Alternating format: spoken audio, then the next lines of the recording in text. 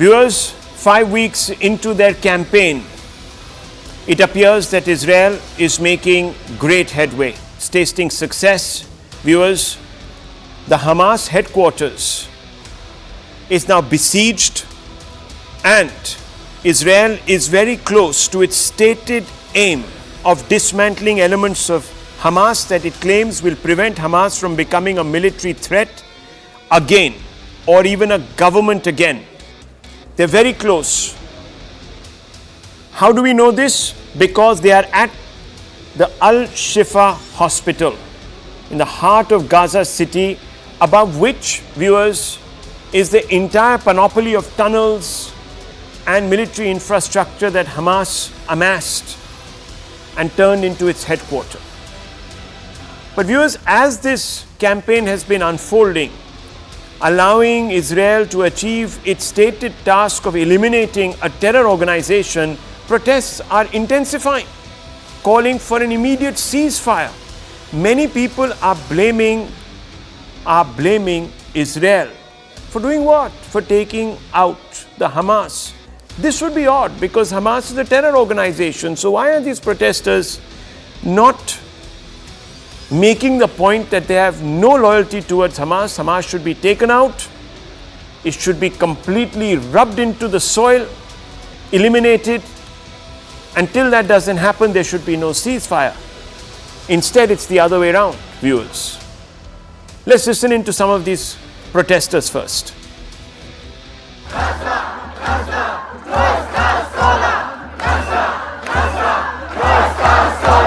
I'm here because Israel has recently, last night, 24 hours, bombarded al-shifa hospital. I'm here because of the appalling state of affairs in Palestine and the genocide of the Palestinian people by the Israeli government. What's happening in Gaza is absolutely shocking and it needs to stop. You know, it's terrible.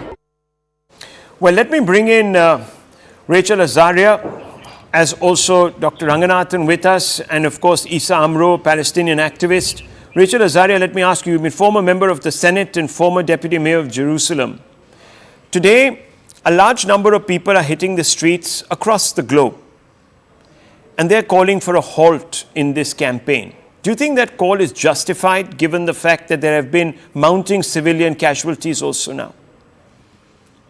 I think the question we have to ask is, how do we want to see the Middle East in the long run? And how do we want to see protecting the Israelis and the Palestinians that live in the Gaza Strip? Unfortunately, ISIS-Hamas, is taking captive the Palestinians and not letting them receive the healthcare they're supposed to receive, not letting them receive the food they're supposed to receive. All of the trucks that are coming in from the south, that Israel permits to bring in from the south, to make sure that civilians have what to eat. The ISIS-Hamas are taking away the trucks and taking away the food and using it for their own use and not for the civilians. And I think that the question everyone needs to ask, people in the southern area of Israel to live.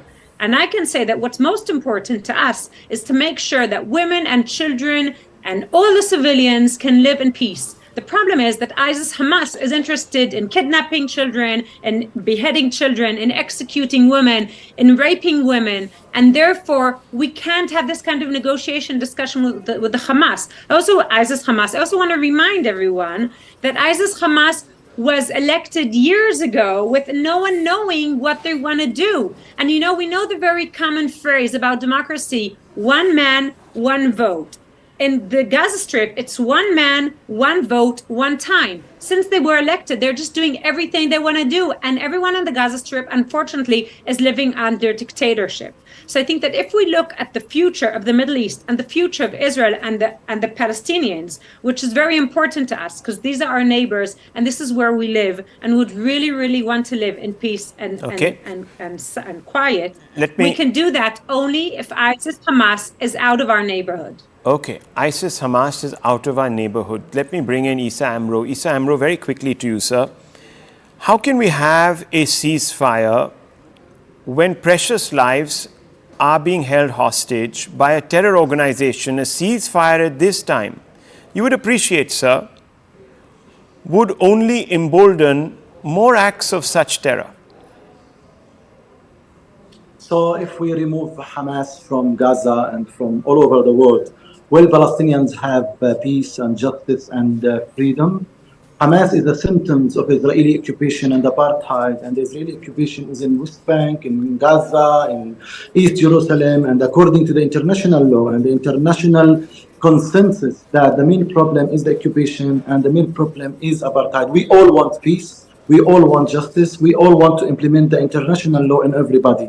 So if Israel wants to reduce violence on everybody, let's go to a political solution and give the Palestinians their full rights and end occupation and apartheid. This is the best way to reduce violence, and it's the best way to protect the Israelis and the Palestinians, and we live all together in peace and harmony without violence. Now Israel is attacking hospitals, is attacking civilians, and if you really watch what's going on in Gaza, you will see Israeli soldiers claiming that they are coming back to Gaza to stay, they are coming back to build more and more settlements, and you will watch settlers in West Bank attacking Palestinian cities, Palestinian villages. You will see occupation having many hostages from West Bank without trial in the Israeli military court. We, the Palestinians, we live under the Israeli military court. We are stateless, we are voiceless, and we don't have any basic rights living under the Israeli occupation. About election and choosing our leadership, for sure, we want election, and who stopped election 2021 was the Israeli occupation by not allowing election in East Jerusalem according to Oslo agreement, peace agreement with the Palestinians. One small point. Mr. Amro, one small point. You said Hamas has emerged because of a symbol of occupation, because of the occupation. You see, the Al-Qaeda used to say the same. When the Al-Qaeda was being... I'm not defending anybody here. I'm saying that the main problem and the main issue... So can I ask you a question, Mr. Amro? You didn't answer my base question. My base question was very simple. If you are still holding hostages, why should there be a ceasefire? Can you just very quickly explain that? Yes, I think all the hostages should come back to their homes safe, but how? Protected with a political Hamas is not releasing solution, them. With a political solution, and release all Palestinian prisoners and have an end. So you're saying that hostages should be used by the Hamas as bargaining chips. Okay, Dr. Ranganathan, how do you view this? I'd like to keep it very simple. Just 2 points. Number one, it is a fact that the Hamas was democratically elected by the Palestinians in Gaza. That's a fact. So a terror organization has been democratically elected by the people who live in Gaza, 2006 onwards. Number two, it is also a fact, Rahul, that before 7th of October 2023, the hospitals were functioning properly in Gaza.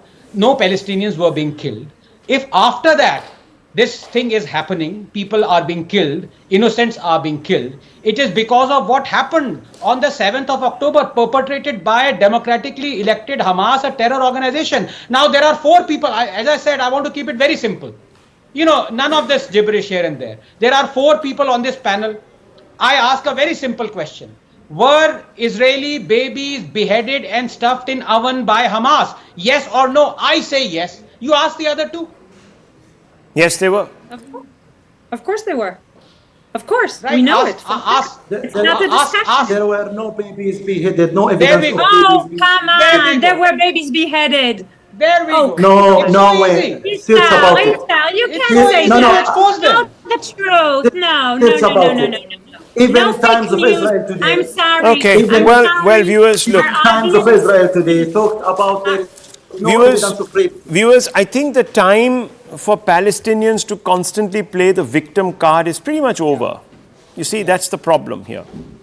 They've been very successful, like our neighbors, Pakistan. They used to hold a gun to their head and then beg. This cannot happen anymore. We live under the... You know, I am sick and tired of hearing people coming out and saying that Hamas is there because of what Israel did. Al-Qaeda is there because of America, what America did. Where are we going to end this? Then you say, oh, the Jews. Nazis were there because the Jews were there. No. It's ridiculous. We don't have. And in fact, let me tell you, viewers, some elements in the Arab world supported the Nazis. So let's not even forget that. I will leave it at this, viewers. I will leave it at this. You've had a bit of a taste of where the problem lies. The solution evades because one side simply doesn't want to accept the facts.